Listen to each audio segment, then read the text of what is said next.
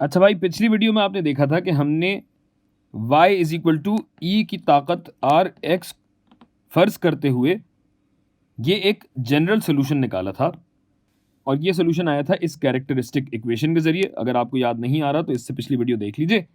तो अब ये जनरल सोल्यूशन अगर हमारे पास मौजूद है तो इसमें x की अगर कद्र हम डालेंगे तो हमारे पास मखसूस सोल्यूशन आ जाएगा। लेकिन चक्कर ये है कि हमारे पास इन कॉन्स्टेंट्स की कदरें नहीं हैं। गोया कॉन्स्टेंट्स की कदरें अगर हमारे पास आ जाएंगी तो हमारे पास मखसूस सोल्यूशन एक हो सकता है। तो आइए इस आम सोल्यूशन को आगे लेके चलते हैं और एक मखसूस सोल्यूशन बनाते हैं। मखसूस सोल्यूशन के लिए आपको इब्तदाई कंडीशंस या इब्तदाई सूरत हाल पता करनी होगी। और चूंकि दो कॉन्स्टेंट्स हैं तो आपके पास दो का सेट होना ज़रूरी है, दो कंडीशंस होना ज़रूरी है। ये भी आपको पिछली वीडियो में बताया था। तो अगर मैं कहता हूँ कि y0 2 के बराबर है जबकि y dash at x is equal to 0 3 के बराबर है, अगर ऐसा है तो ज़रा y0 यहाँ पे डाल के देखते हैं, क्योंकि ये तो बराह रास्त हो जाएगा ना। y0 अगर मैं यहाँ डालता हूँ तो ये बराबर है 2 के, और जाहिर है ये पूरी कहानी c1e की ताकत मनफी 2x जमा c2e की ताकत मनफी 3x, ये 2 के बराबर होना चाहिए। और x चूंकि हम यहाँ सिफर डाल रहे हैं तो ये हो जाएगा 2/0 और 3/0, जिससे ये पूरा e हमारा 1 के बराबर हो जाएगा, ये वाला भी क्योंकि ताकत ही सिफर हो जाएगी। तो एक इक्वेशन तो हमारे पास आती है c1 प्लस c2 बराबर है 2 के। अच्छा, अब दो कॉन्स्टेंट्स की वैल्यू अगर हमें निकालनी है तो हमें दो इक्वेशन तो चाहिए होंगी ना जिन्हें साइमल्टेनियसली सॉल्व कर सकें हम। और चूंकि यहाँ हमें पहला मुश्तक दिया गया है, फर्स्ट डेरिवेटिव दिया गया है, तो जाहिर है हम फर्स्ट डेरिवेटिव पहले निकालेंगे। y डैश एक्स क्या बनेगा, c1 कांस्टेंट है, e की ताकत मनफी 2x का डेरिवेटिव क्या होता है मनफी 2, c1 जूं का तू रहेगा, e की ताकत मनफी 2x, और इसी तरह ये हो जाएगा मनफी 3 c2 e की ताकत मनफी 3x। सही है।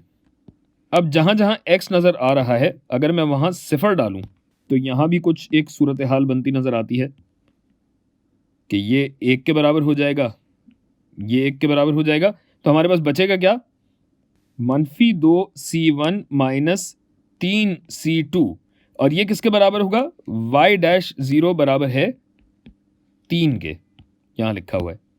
तो गोया ये 3 के बराबर होगा और इस तरह हमें दूसरी इक्वेशन मिल गई। अब आप चाहें तो सब्स्टिट्यूशन के जरिए कर लीजिए या आप एलिमिनेशन के जरिए कीजिए। साइमल्टेनियस इक्वेशन कैसे सॉल्व करते हैं आप जानते ही हैं। तो मैं ज़रा पहले इक्वेशन नंबर 1 को लेता हूँ। सब्स्टिट्यूशन अगर मैं यहाँ कर रहा हूँ, c1 बराबर है 2 माइनस c2 के, इसे इक्वेशन 3 कह के, और सब्स्टिट्यूट करता हूँ या 3 को डालता हूँ इक्वेशन 2 में। ऐसा करने के लिए ज़रा कनात खड़ी करनी पड़ेगी, कोई इशू नहीं है। तो अगर मैं इक्वेशन 2 में इस पूरी कहानी को डालता हूँ तो ये हो जाएगी मनफी 2 जरब c1 क्या है 2 माइनस c2 जमा c2 बराबर होना चाहिए 2 के, ये हो जाएगा मनफी 4 जमा 2 c2 जमा c2 बराबर है 2 के।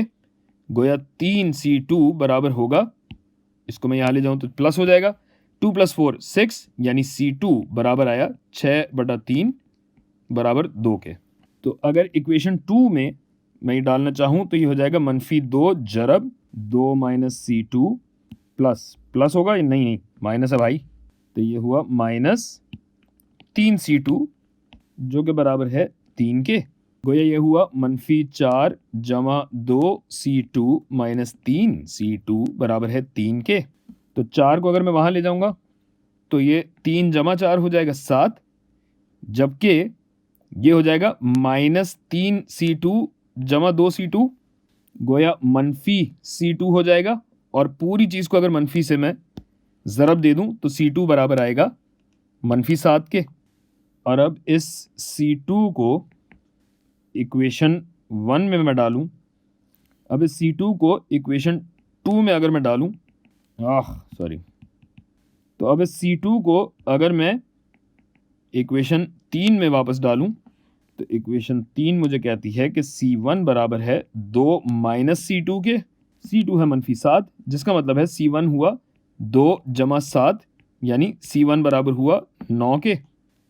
और इस तरह मेरा मखसूस जवाब बना yx बराबर है 9e की ताकत -2x जमा नहीं होगा -7e की ताकत -3x।